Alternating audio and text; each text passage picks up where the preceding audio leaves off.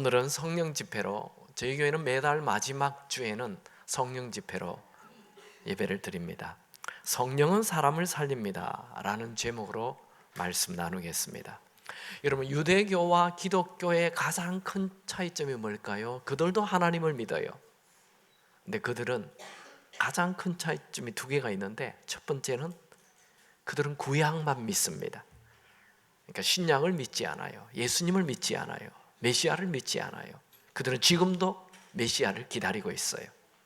두 번째 큰 차이점은 그들은 하나님의 말씀, 그 율법을 자기 힘으로 지키려고 해요. 그러니까 율법학자였던 사울 같은 사람은 오라 이 사망의 몸에서 누가 나를 건져내랴 탄식하는 거예요. 말씀을 지키고 싶은데 그 말씀을 지킬 힘이 없어요. 남들이 볼 때 다 지키는 것 같은데 자기가 자기를 보니, 자기 속 사람을 보니 윗선 덩어리고 거짓말이고 그렇게 할 수 없음을 아는 것이죠. 그래서 탄식하는 거예요. 우리 기독교는 내 힘으로 말씀을 지키려고 하는 것이 아니고 그 말씀을 지킬 수 있도록 도와주시는 성령의 힘으로 말씀을 지킵니다. 그래서 이 유대교는 그들은 예수님이 없고 성령님이 없어요. 우리에게는 예수님이 계시고 성령님이 계십니다. 그런데 기독교인 중에서도 성령님을 모르는 분이 있어요. 이는 기독교인의 비극이에요. 우리는 반드시 성령님과 동행하는 삶을 살아야 합니다. 말씀을 읽을 때 우리에게 깨달음을 주시는 분이 성령님이십니다. 말씀을 들을 때 감동을 주시는 분도 성령님이십니다. 내가 힘들고 어려울 때 나를 도와주시고 인도해 주시는 분도 성령님이십니다. 내가 넘어지고 주저앉고 싶을 때 일어나게 해주시는 분도 성령님이십니다. 내 안에 감춰져 있는 모든 잠재력이 꽃피게 해주는 분도 성령님이십니다. 나는 나 자신에 대하여 절망할 수 있어도 나에 대하여 끝까지 긍정적으로 생각하시고 나를 인도해 주는 분이 성령님이십니다. 내가 넘어져 있을 때 일어나라, 일어나라, 할 수 있다 라고 끝없이 얘기해 주시는 분이 성령님이십니다. 저는 오늘 이 성령 집회에 베드로를 살펴보기 원합니다. 그는 12제자 중에 가장 목소리가 컸고 가장 앞장서기를 좋아하는 사람이었습니다. 그는 다른 모든 제자들은 예수님을 버려도 절대로 예수님을 버리지 않겠노라 호언장담했던 사람입니다. 그런데 예수님이 체포되고 십자가에 달리기 직전에 나는 예수를 모르고 절대 모르고 맹세하오 라고 얘기했던 겁쟁이였습니다. 그는 자기의 윗선 덩어리를 보았습니다. 그는 더 이상 자신이 예수님의 제자가 될 수 없음을 알았습니다. 부활하신 예수님이 베드로에게 나타났지만 그는 자기가 자기를 용납할 수가 없었습니다. 그 죄책감을 떨쳐버릴 수가 없었습니다. 부활하신 예수님은 베드로에게 오셔서 다시 내 어린 양을 먹이라는 사명을 주었지만 그 마음은 다시 불타오르지 않았습니다. 예수님은 베드로에게 성령님을 구하라 말씀하며 하늘로 성천하셨죠. 베드로와 120명의 성도들은 마가의 다락방에 모여 간절히 기도하며 성령을 구했습니다. 베드로는 자신의 무능과 자신의 죄를 다 회개하였습니다. 그리고 그는 성령을 달라고 기도하였습니다. 정말 사도행전 2장에 마가의 다락방에서 예수님의 말씀대로 10일 동안 기도하였는데 오순절날 성령이 부어졌습니다. 성령이 부어지자 120명의 초대교인들은 능력을 받았습니다. 겁쟁이였던 베드로는 담대해졌습니다. 죄책감에 사로잡혀 아무것도 할 수 없었던 베드로는 담대하게 설교하는 자가 되었습니다. 그날 베드로의 설교를 듣고 3,000명이나 예수를 믿었습니다. 사도행전 3장에는 베드로가 예루살렘 성전에 올라가다가 성전 미문에 앉아있는 40년 된 안전뱅이를 일으켰습니다. 베드로는 매년 6월절 날 성전을 올라가면서 그 안전뱅이를 보았지만 한 번도 이를 일으켜야 되겠다는 생각한 적 없었습니다. 그러나 그가 성령 충만하자 40년 된 안전뱅이를 일으켜야 되겠다는 생각이 들어왔습니다. 성령의 사람은 절망 속에 있는 자에게 희망을 주는 자가 됩니다. 성령의 사람은 무기력에 빠진 자를 건져내는 자가 됩니다. 성령의 사람은 넘어진 자를 일으키는 자가 됩니다. 베드로는 40년 동안 땅에만 붙어 앉아 있었던 안전뱅이에게 일어나라 말하지요. 사도행전 3장 6절에 보면 베드로가 이르되 은과 금은 내게 없거니와 내게 있는 이것을 내게 주노니 나사렛 예수 그리스도 이름으로 일어나 걸어라. 성령의 사람은 사람을 살립니다. 성령님은 살리는 분이지요. 예수님의 죽은 시신, 십자가에 죽은 시신을 살린 분이 예수님이죠. 성령님이죠. 로마서 8장 11절에 보면 예수를 죽은 자 가운데서 살리신 이의 영이, 성령님은 살리는 분입니다. 또 성령님은 희망을 주시는 분입니다. 로마서 15장 13절에 보면 성령의 능력으로 소망이 넘치게 하시기를 원하노라. 우리에게 소망이 넘치게 하는 분은 성령의 능력입니다. 성령은 어떤 상황에서도 소망을 주시고 절망을 물리쳐 줍니다. 여러분, 성령 충만하여 사람을 살리고 희망을 주는 그런 자 되시기 바랍니다. 나에게는 희망이 없어도 성령님에게는 희망이 있습니다. 베드로가 40년 된 안전뱅이를 일으키자 그날 예수 믿는 사람이 5,000명이나 되었습니다. 120명으로 시작된 초대교회는 놀라운 부흥이 일어났습니다. 3,000명, 5,000명. 사도행전 6장에는 너무 많은 교인들이 몰려오니 7 집사를 세우게 되었습니다. 그와 동시에 사도행전 7장에 초대교회는 큰 핍박이 왔습니다. 그래서 스데반이 돌에 맞아 순교하게 됩니다. 그러자 초대교회 교인들은, 예루살렘 교회 교인들은 다 온 유대로, 심지어 이방 땅이라고 했던 사마리아 땅에도 가서 복음을 전하게 됩니다. 사도행전 8장에는 7 집사 중에 한 사람이었던 빌립이 사마리아 성에 가서 복음을 전했죠. 그들이 예수를 믿게 되자 예루살렘 성에 있었던 베드로와 요한이 급히 사마리아 성에 내려와서 그들에게 안수하여 성령을 받게 하였습니다. 그리고 베드로는 사마리아 성 이곳저곳을 다니며 다시 예루살렘으로 돌아오고 있었습니다. 그러다가 이 룻다라는 곳에 갔는데 그곳에 가니 중풍병으로 8년 동안 앓고 있는 애니야를 만나게 됩니다. 그게 오늘 본문이에요. 같이 볼까요? 사도행전 9장 32절 33절 같이 읽습니다. 그때에 베드로가 사방으로 두루 다니다가 룻다에 사는 성도들에게 내려갔는데 거기서 애니야라 하는 사람을 만나매 그는 중풍병으로 침상 위에 누운 지 8해라. 이 룻다라는 장소는 예루살렘 성에서 북서쪽으로 약 40km 떨어진 사마리아 지역입니다. 베드로는 그 룻다에서 8년 동안 침상에 누워 꼼짝 못하는 중풍병자를 만나게 됩니다.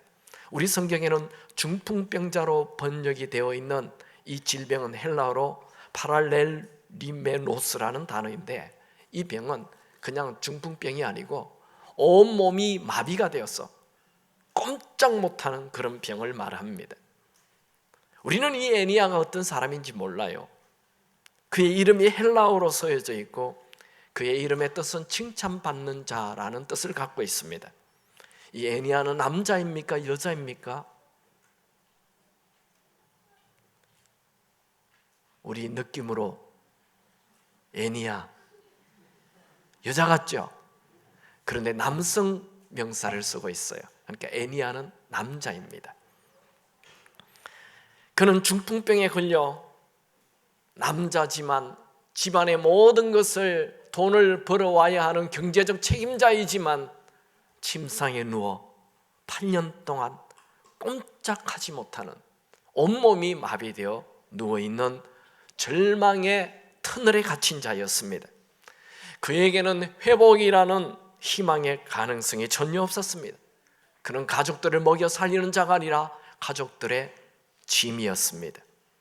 베드로는 이 8년 된 중풍병자 애니야를 보고 그의 병이 오래되어 있다는 것을 잘 알았지만 그는 보통 사람과 다른 말을 하였습니다. 34절 같이 읽죠. 베드로가 이르되 애니야야, 예수 그리스도께서 너를 낫게 하시니 일어나 내 자리를 정돈하라 한데 곧 일어나니. 베드로는 예수님께서 애니야의 병을 낫게 하신다는 확신과 믿음을 가지고 일어나 내 자리를 정돈하라 말하였습니다. 믿음이라는 것은 보는 것에 영향을 받지 않는 거예요. 여러분, 믿음으로 이 세상을 사시기 바랍니다. 베드로는 그가 얼마 전에 사도행전 3장에서 40년 된 안전병이를 보고 일어나라고 말한 것처럼 지금 8년 된 중풍병으로 꼼짝 못하고 누워있는 애니야에게 일어나라 말하고 있습니다. 베드로는 사도행전 2장에 성령이 부어진 이후, 성령 충만한 이후 그의 입에는 언제나 희망을 말하고 가능성을 말하였습니다. 성령의 사람의 특징은 언제나 희망을 말한다는 것입니다. 여러분 안에 성령님이 계십니까? 그렇다면 희망을 말하시기 바랍니다. 할 수 있다 말하시기 바랍니다. 우리에게 성령님이 계시는 한 우리에게는 언제나 희망이 있습니다. 여러분의 질병이 애니야처럼 8년 오래되었습니까? 여러분, 온 사방이 다 막혀도 하늘 문이 열려 있음을 믿으시기 바랍니다. 성령 하나님께서 역사하시면 순식간에 문제가 해결됩니다. 베드로가 예수께서 낫게 하시니 일어나라 말하자 곧바로 애니야가 일어났습니다. 베드로가 치유한 거 아니에요. 예수의 이름이, 예수의 능력이 치유한 것입니다. 그 일로 루다와 그 주변 사론 지방 사람들까지 다 예수를 믿게 되었습니다. 35절에 보면 루다와 사론에 사는 사람들이 다 그를 보고 주께로 돌아오니라. 8년 된 애니야가 일어났다는 소식이 이 루다뿐만 아니라 그 지역 근처 모든 사방에 다 퍼졌습니다. 한편 애니야가 치유된 루다에서 약 16km 북서쪽에 있는 욥바라는 해변에 다비다라는 여제자가 살고 있었습니다. 그 다비다가 병들어 죽었습니다. 36절 37절 같이 읽습니다. 욥바에 다비다라는 여제자가 있으니 그 이름을 번역하면 도로가라. 선행과 구제하는 일이 심히 많더니 그때에 병들어 죽음에 시체를 씻어 다락에 누이니라. 다비다는 히브리 말이고 도르가는 헬라 말입니다. 이 다비다의 뜻은 사슴이라는 뜻을 갖고 있습니다. 다비다는 예수님을 믿는 여제자로 선행과 구제에 열심을 낸 자였습니다.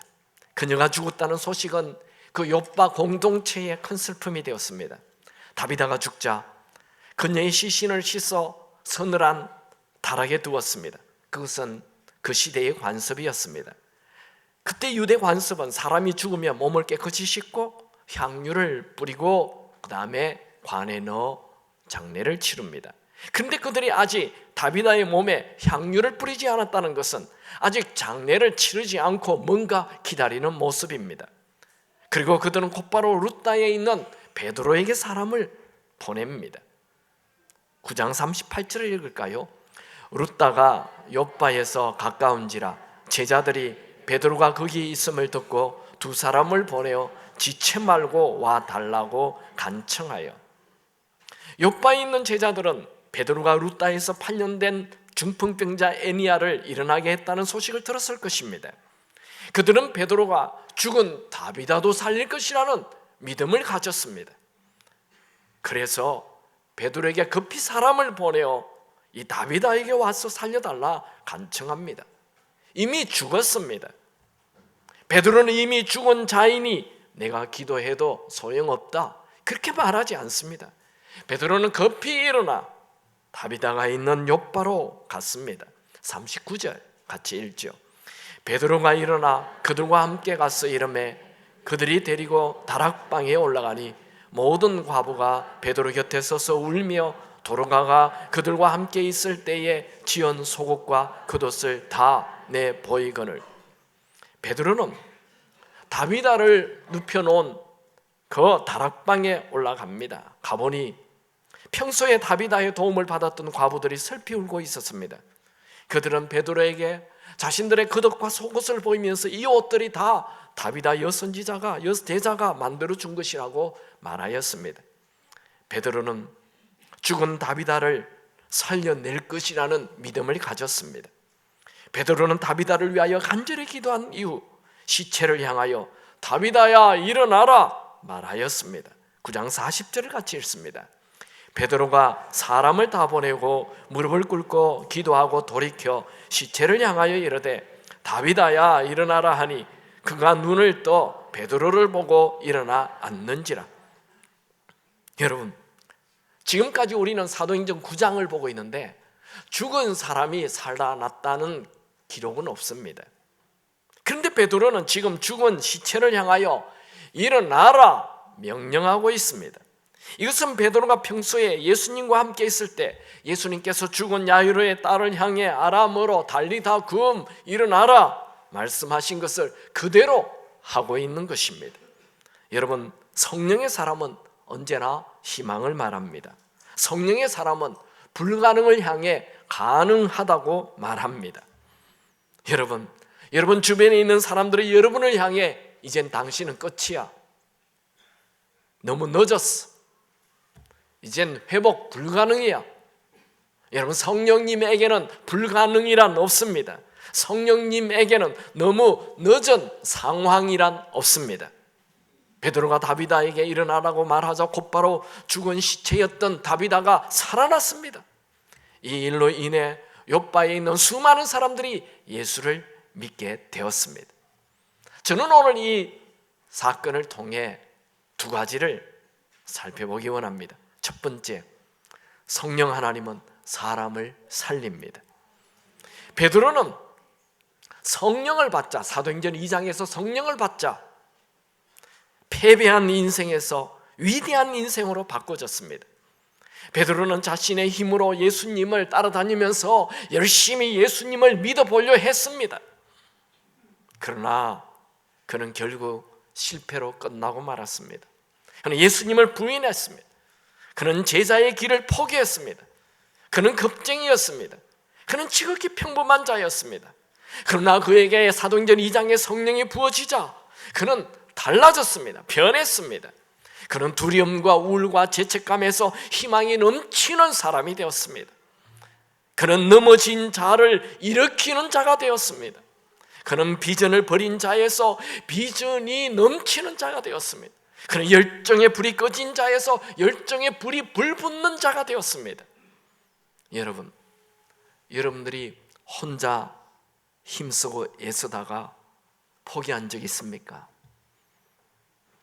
결혼해서 참 아름다운 행복한 가정 되게 해보리라 하며 그렇게 힘쓰고 노력을 했지만 남편은 남편대로 엉망이 되고 아이들은 아이대로 엉망이 되고 나도 나를 보니 지쳐서 엉망이 되었습니까?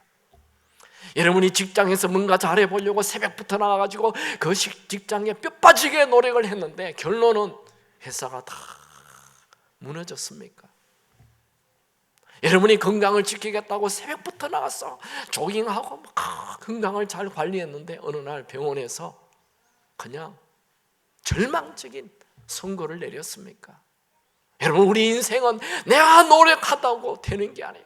내가 노력했는데 되지 않을 때 절망하게 되는 거예요. 베드로가 그랬어요.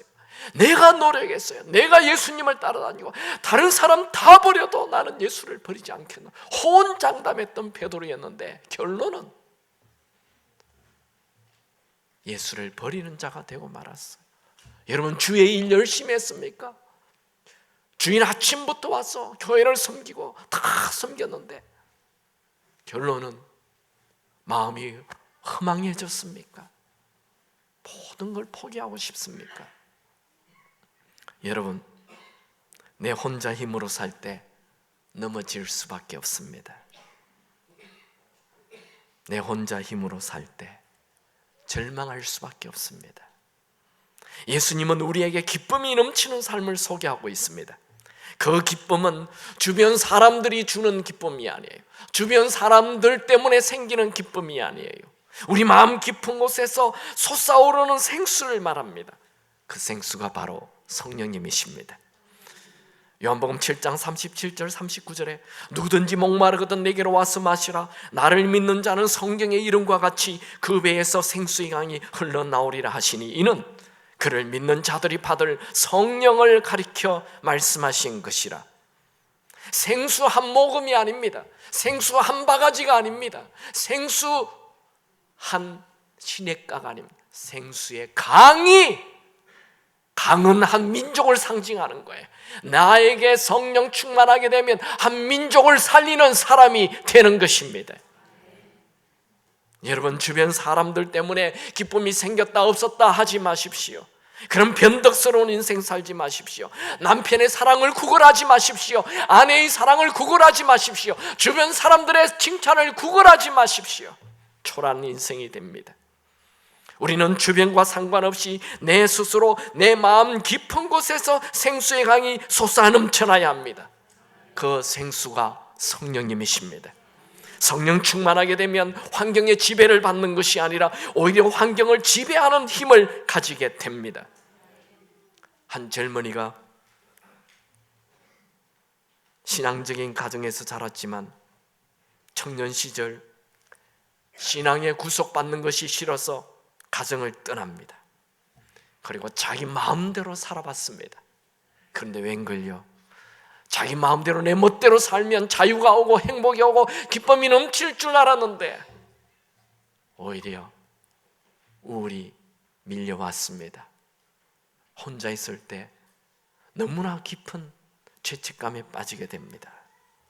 결국 우울증을 앓게 됩니다. 어느 날 자살을 결심합니다.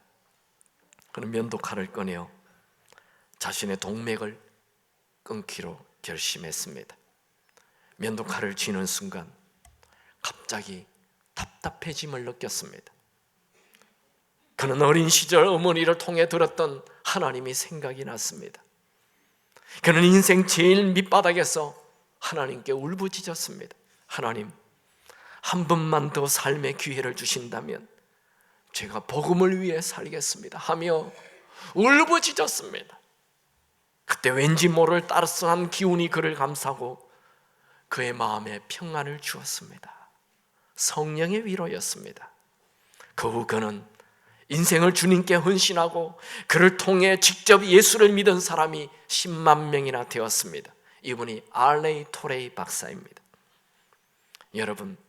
여러분이 인생 내 노력으로 한번 멋지게 살아보겠다 했는데 지금 실패의 자리에 서 있습니까?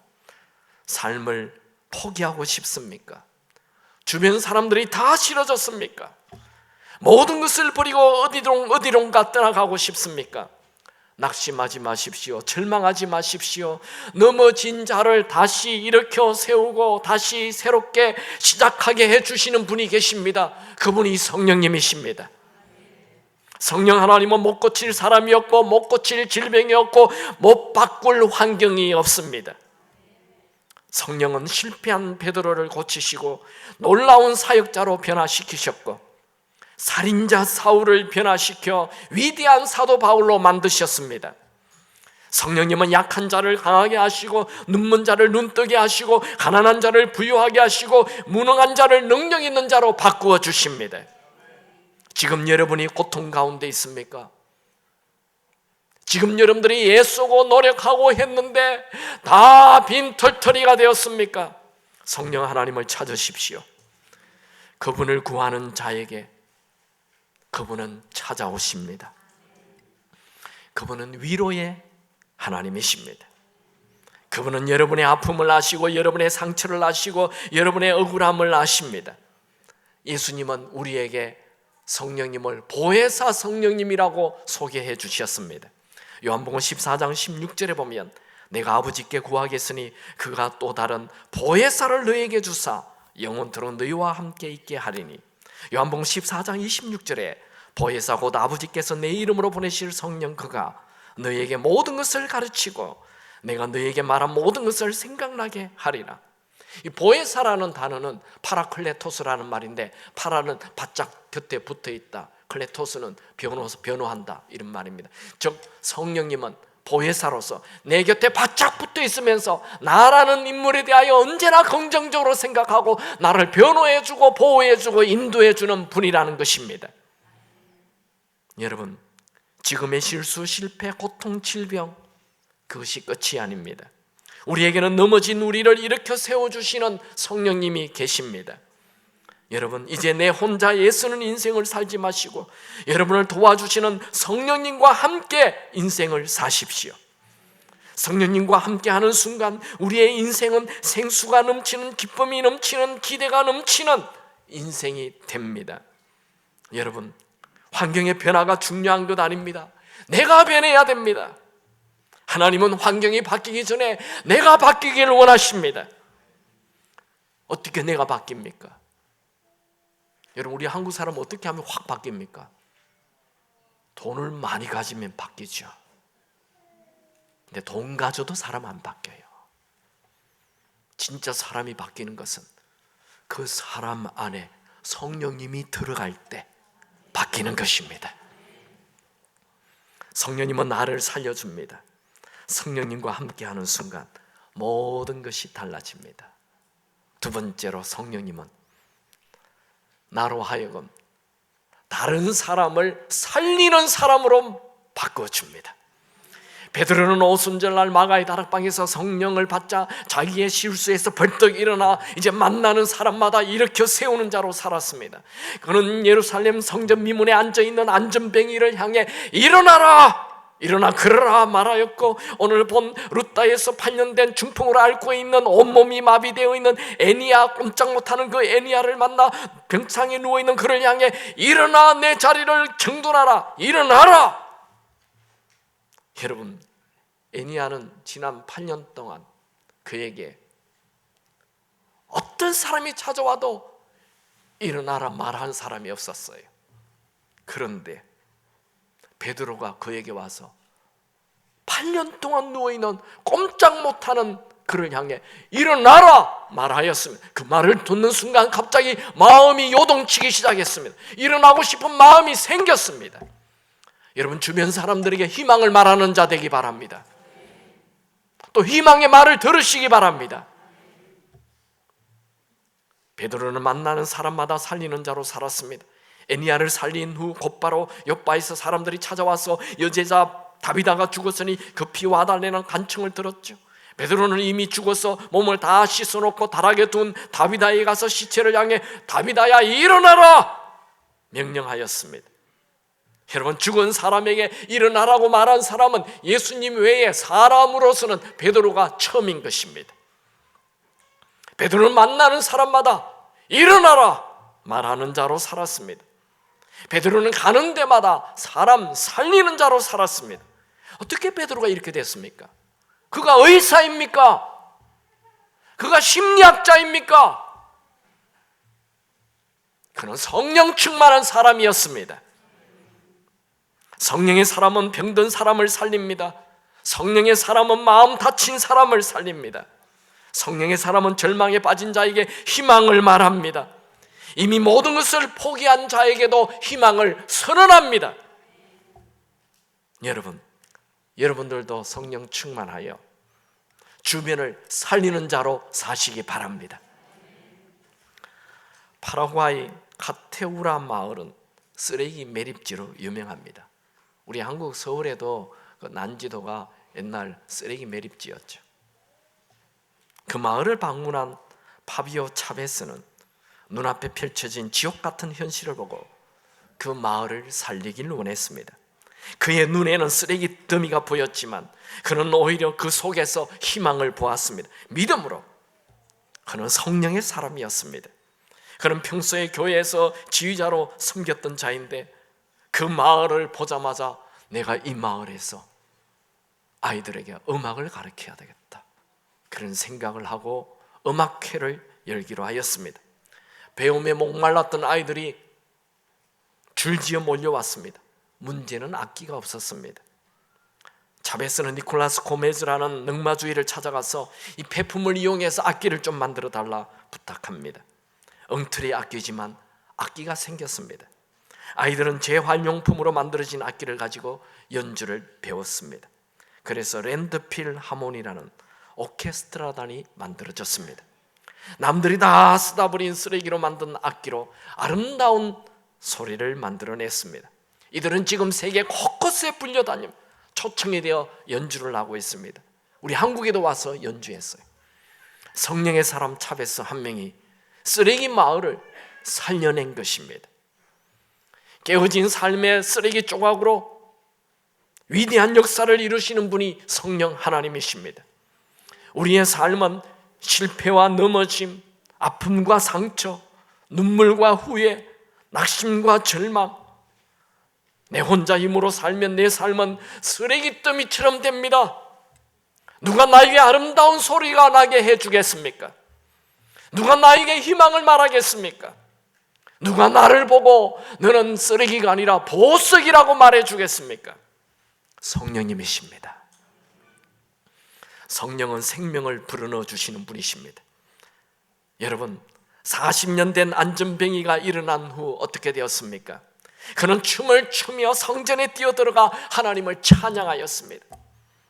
그는 예수님의 12제자에는 속하지 않았지만 이 40년 된 안전뱅이 그 사람은 예수님의 제자가 되어 온 사방을 다니며 예수님의 이름을 전했습니다. 8년 된 중풍병자, 온몸이 마비되어 꼼짝 못했던 이 애니야가 일어난 후 어떻게 되었을까요? 죽은 다비다가 살아난 이후 어떻게 되었을까요? 성경에 다 기록되어 있지 않지만 그들은 예수님의 이름을 전하는 춤추는 인생을 살았을 것입니다. 여러분, 여러분들이 만난 사람이 춤추는 인생 살게 만드시기 바랍니다. 베드로는 누구를 만나든 어떤 절망적인 상황에 처해 있던 살아날 것을 말하고 희망을 말하고 기대가 넘치는 말을 하며 살았습니다. 여러분들도 살아날 것을 말하십시오. 여러분에게는 여러분을 끝까지 도우시는 성령님이 계십니다. 성령 하나님은 태초에 모든 만물에게 생명을 불어넣은 분이지요. 성령 하나님은 아담의 코에 호흡을 불어넣으신 분이십니다. 그 결과 사람이 생명이 되었습니다. 여러분, 우리의 호흡이 있는 순간까지 우리와 함께 하시는 분은 성령 하나님이십니다. 성령 하나님이 우리와 함께 하시기에 우리는 절대로 망할 수 없습니다. 성령 하나님은 구하는 자에게 충만하게 부어주십니다. 예수님은 구하는 모든 자에게 성령을 부어주시마 약속하였습니다. 누가복음 11장 13절, 너희가 악할지라도 좋은 것을 자식에게 줄 줄 알거든 하물며 너희 하늘 아버지께서 구하는 자에게 성령을 주시지 않겠느냐. 여러분, 성령 충만을 어렵게 생각하지 마십시오. 너무 쉽습니다.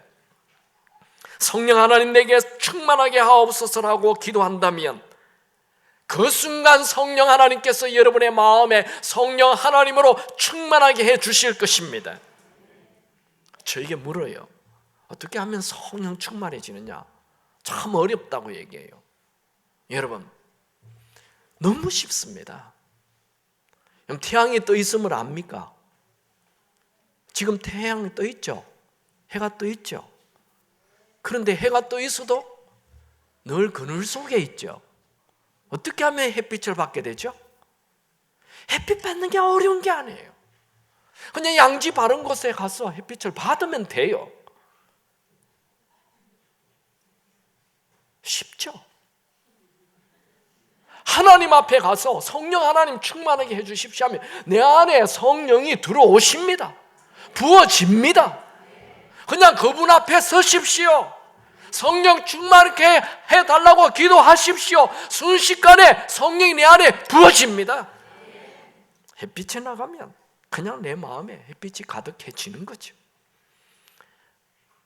내 충만, 욕심 충만, 세상 충만을 다 버리고 성령 하나님으로 충만하게 하십시오.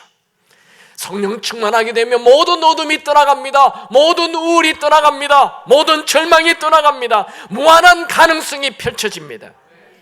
성령 충만하게 되면 내가 살고, 먼저 내가 살고 내 주변에 있는 사람을 다 살리는 자로 살게 될 것입니다.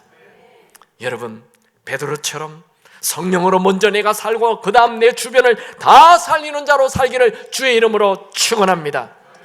매일 내 생각, 내 능력, 내 한계, 내 실력, 내 재정, 내 돈으로는, 내 실력으로는 그냥 요 정도밖에 못 살아. 그것을, 그 한계를 뛰어넘기 바랍니다. 베드로 그저 물고기 잡는 사람이었어요. 자기 힘으로 아무리 해도 안 되다가 나중에 포기한 사람이었어요. 그런데 그가 성령 충만하자, 아이고 내까지 게 뭐 의사도 아닌데 왜 병자들이 자꾸 나를 부르냐, 그런 말 하지 않아요. 달라졌어요. 베드로의 인생은 가는 데마다 생각지도 못한 일들이 일어났습니다. 안전뱅이가 일어나고 8년 된 중풍병자가 일어나고 죽은 자조차도 살아났습니다. 여러분이 가는 데마다 병든 자가 치유되고 마음 상처받은 자가 회복되기 바랍니다. 나도 베드로처럼 살리는 자로 살겠습니다. 우리 한번 복창할까요? 나도 베드로처럼 살리는 자로 살겠습니다. 옆에 있는 분 악수합시다. 나도 베드로처럼 살리는 자로 살겠습니다. 여러분 지금 아내에게, 남편에게 뭐라 그랬어요? 너 죽었어. 나 때문에 당신이 살기 바랍니다. 나 때문에 내 주변 사람이 다 살게 되기 바랍니다. 그만 환경 얘기하고, 그만 돈 얘기하시고, 그만 아프다 얘기하세요. 5학년 되면 다 아파요. 뭘 자꾸 맨날 입에 아프다 아프다고 붙어. 아픈 거 정상이에요. 여러분 입에서 2019년에는 살리는 얘기가 나오기 바랍니다. 눈 뜨자마자 엄마, 나 오늘 너무 행복해요. 좋은 일이 일어날 것 같아요. 마음이 안 좋을 때일수록 그런 말 하시기 바랍니다. 말한 대로 됩니다. 믿음을 선포하십시오. 믿음의 말을 선포하세요. 베드로를 일으키신 성령님은 여러분을 일으키실 것입니다. 베드로를 쓰신 성령님은 여러분을 쓰실 것입니다. 2019년에는 여러분이 생각지도 못한 놀라운 기적을 만나게 되기 바랍니다. 믿음의 말을 하십시오. 믿음으로 선포하십시오. 회복될지어다. 무너진 사업이 일어날지어다. 무너진 가정이 일어날지어다. 병든 몸이 치유될지어다. 우울이 떠나갈지어다. 잠자는 영혼이 깨어날지어다. 깨어진 관계가 회복될지어다. 매일 기적을 일으키는 베드로와 같은 삶이 되기를 축원합니다. 잠깐 그 쓰레기 마을 비디오를 같이 한번 보죠.